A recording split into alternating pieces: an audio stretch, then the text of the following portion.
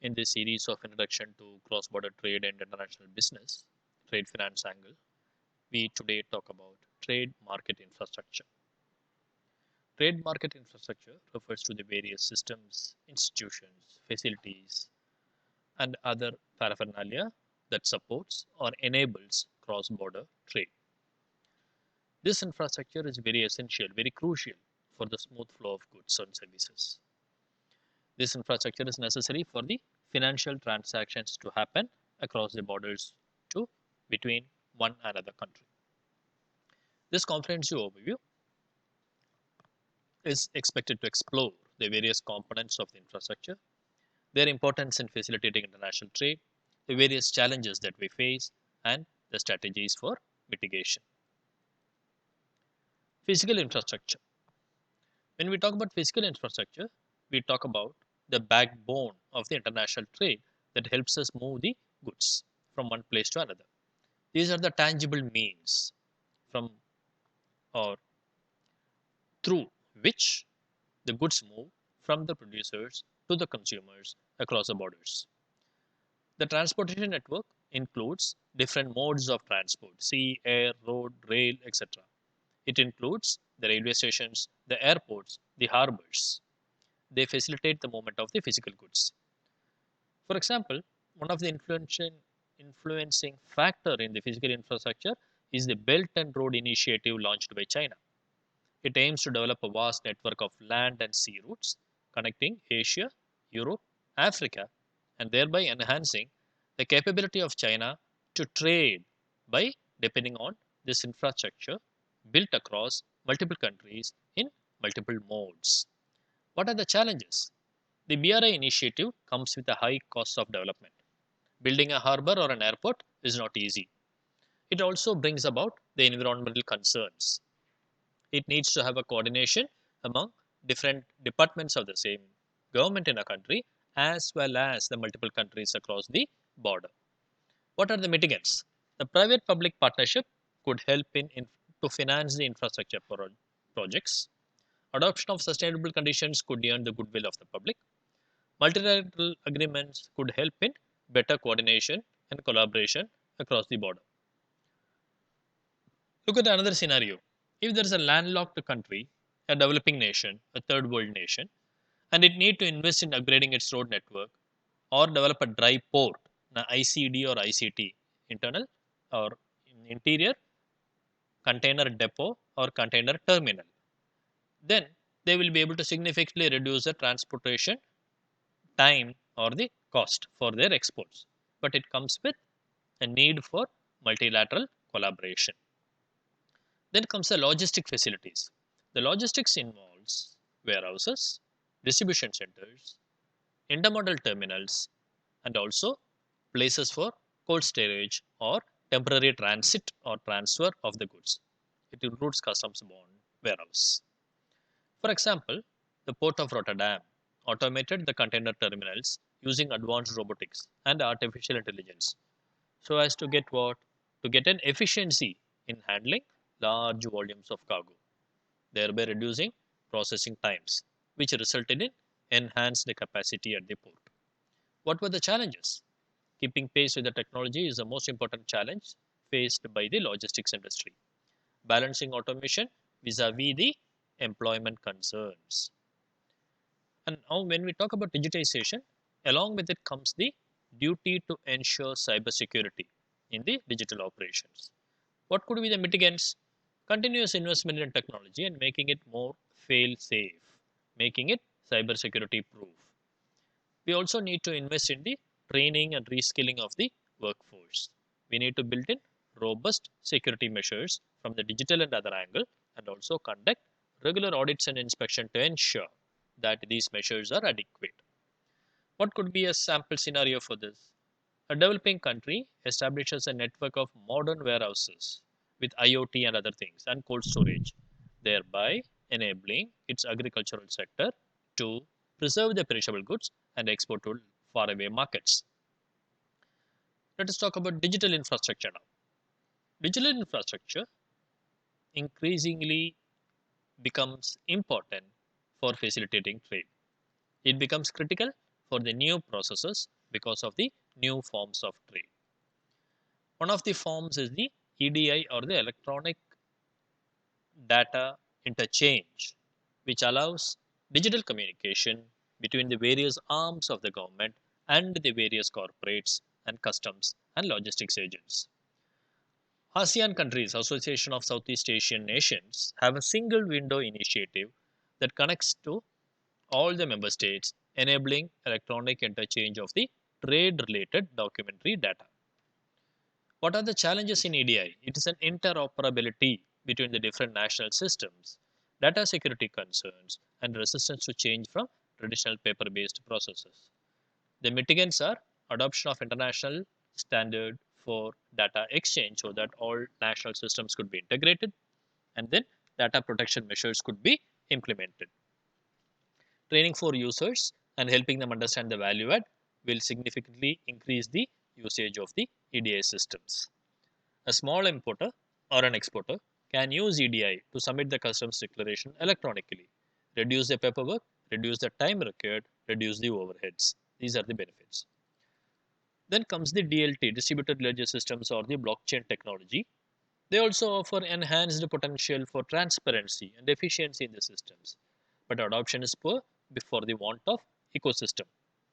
One success story on DLT or blockchain is that the TradeLens platform. What is TradeLens? The Maersk shipping company and the IBM Technologies together provided real-time visibility into the container shipments for all parties involved in the supply chain. This is one success story. What are the benefits or what are the challenges? Scalability is an important thing. Then comes the regulatory uncertainty. There is no specific, detailed, comprehensive regulation on use of blockchain. Integration with the legacy systems, because the old systems may not have a capability to talk via APIs. So investment in research and development to make use of the new technologies for the trade world is what is required. For this, we need collaboration. Collaboration not only with the stakeholders, but with the government agencies also, regulators, to get a proper guidance. And then a phased implementation could help in integration.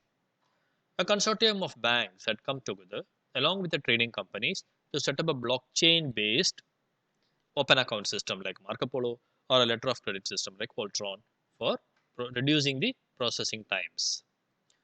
Let us look at the financial infrastructure or the instruments. Financial infrastructure consists of, most importantly, the backbone that helps the flow of the payments for cross-border trade. What are the payment systems? The most important payment system is the SWIFT network, Society for Worldwide Interbank Financial Telecommunication. This network enables institutions to send or receive information like letter of credit and guarantee, as well as send or receive money transfer instruction, the customer transfer 103, or the bank to bank transfers.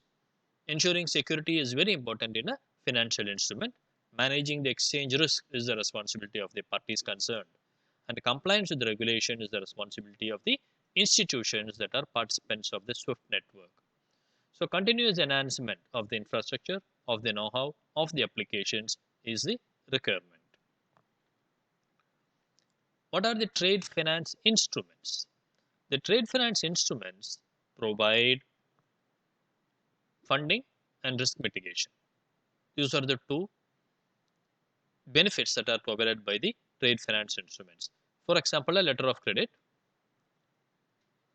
provides a promise from the bank for payment.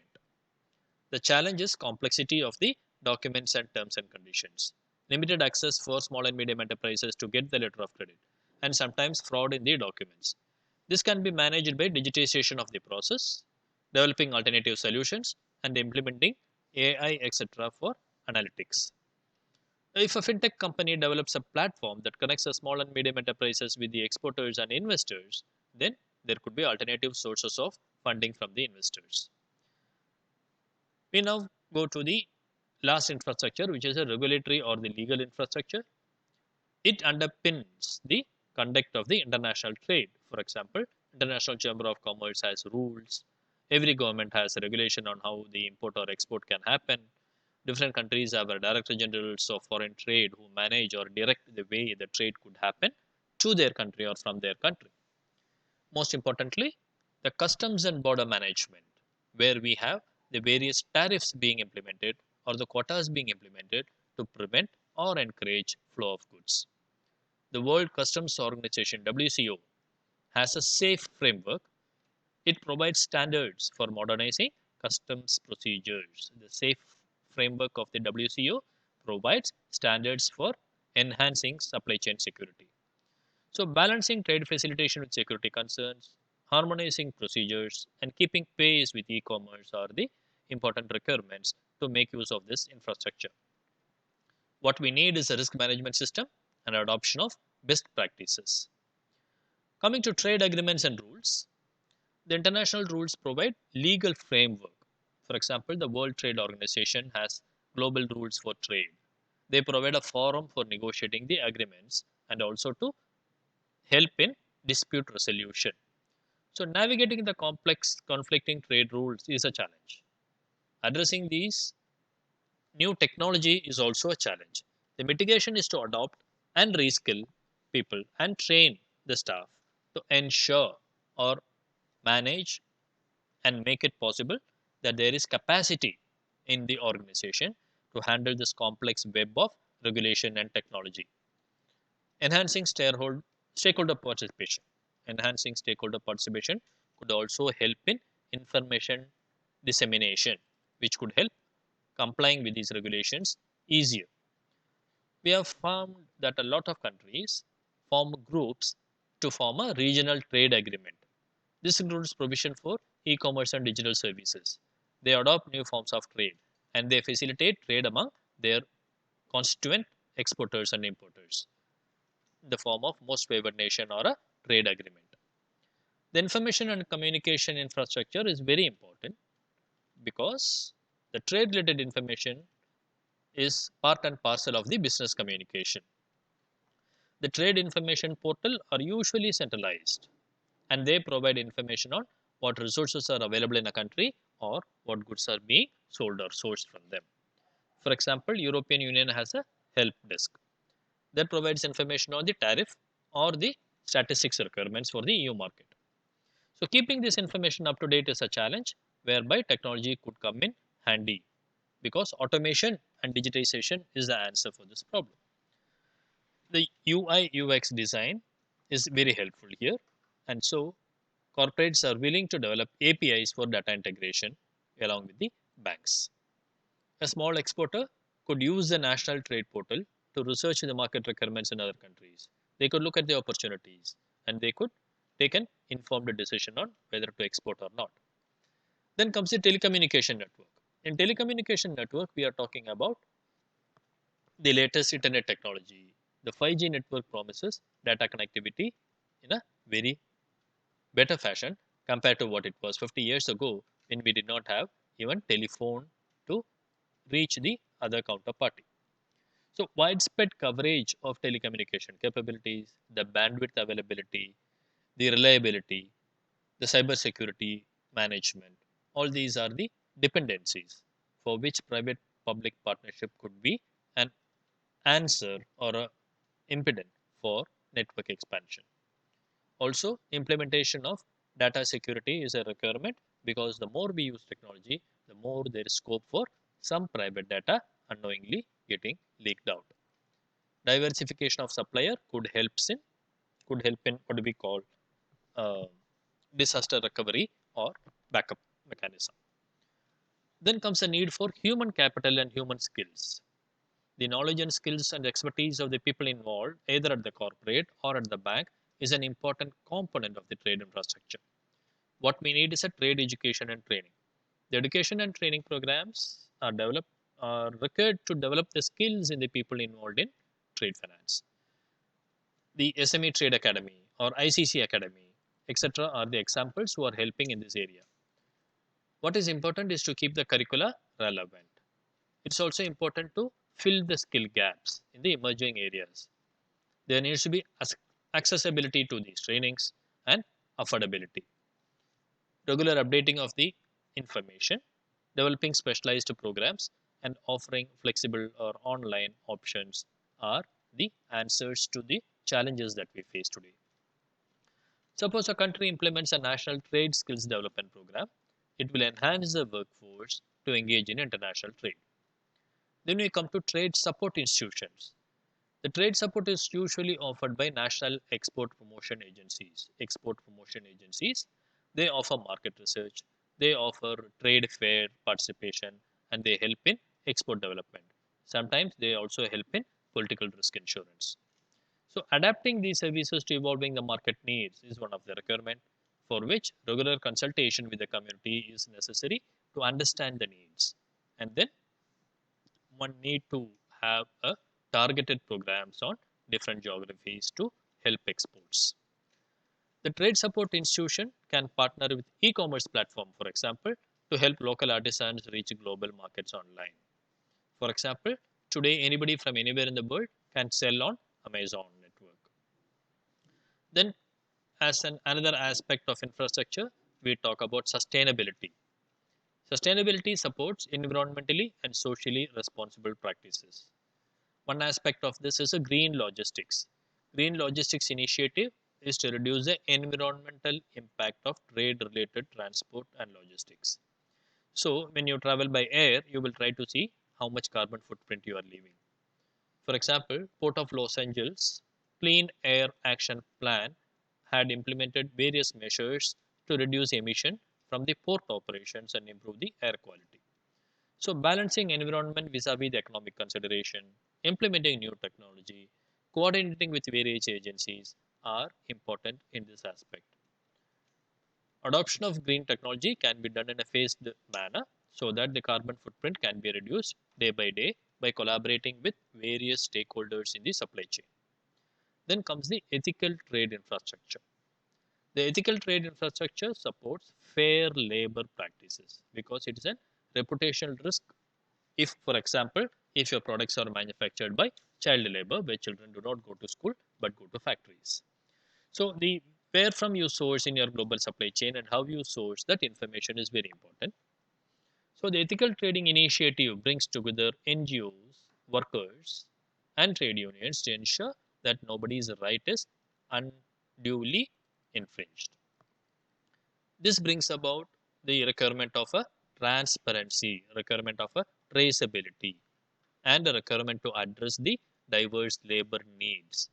So we need to compare the ethical consideration with the cost pressure and manage in such a fashion by building capacity to develop industry-wide code of conduct and to certify ethically compliant products and services.